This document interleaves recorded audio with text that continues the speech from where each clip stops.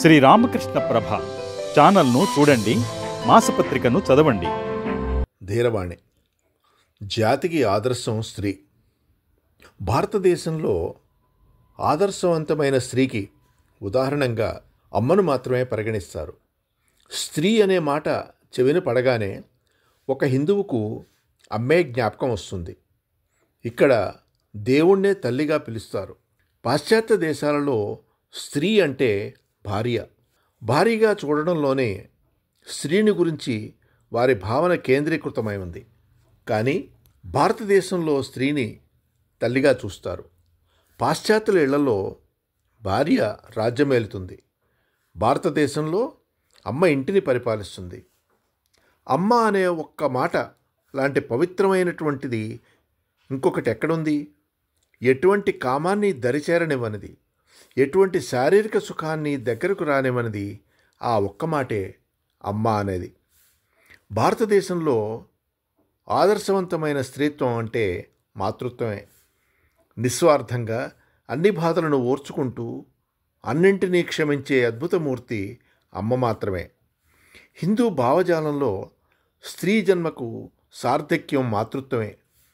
మా అమ్మా నాన్నలు నేను పుట్టాలని ఏళ్ల తరబడి ఉపవాసాలు, ప్రార్థనలు చేశారు. హిందువులు ప్రతి శిశువు కోసం ఇలాగే ప్రార్థనలు చేస్తారు. మన స్మృతికర్త అయినటువంటి మనువు ఎవడైతే ప్రార్థన ద్వారా పుడతాడో వాడే ఆర్యుడు అని ఆర్య శబ్దానికి నిర్వచనం ఇచ్చాడు. మనువు చెప్పిన దాని ప్రకారం ప్రార్థన ద్వారా జన్మించని ప్రతి బిడ్డ పుట్టుక అక్రమమైనదే. ప్రపంచానికి మేలు చేసే సుగుణవంతులైన పిల్లల కోసం ప్రార్థన చేయాలి. మీరందరూ పిల్లలు కలగాలని ప్రార్థిస్తున్నారా?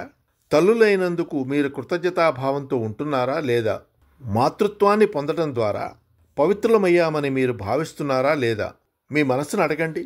మీరు అలా భావించినట్లయితే మీ వివాహం ఒక బూటకం, మీ స్త్రీత్వం అసత్యం, మీ చదువు ఓ మూఢనమ్మకం.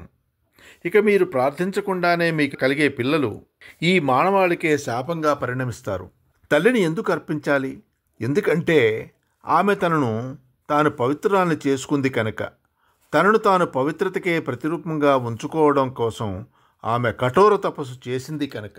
భార్యాభర్తలిద్దరూ కలిసి చేయగలిగిన అత్యున్నతమైన ప్రార్థన తమకు బిడ్డ కలగాలని చేసే ప్రార్థన. ఆ మహోన్నత ప్రార్థనే మంచికి కానీ చెడుకు కానీ అత్యంత శక్తిగల మరో ఆత్మను ఈ లోకంలోకి తెస్తుంది. ఇదేమన్నా పరాచకమా? ఇంద్రియతృప్తి మాత్రమేనా? వివేకరహితమైన విషయం సుఖమాత్రమేనా? కాదు, కానే కాదు, ముమ్మాటికి కాదు అంటాడు హిందువు. యముడు, బిడ్డా ఇంటికి తిరిగి వెళ్ళు. ప్రేమ మృత్యువును జయించింది.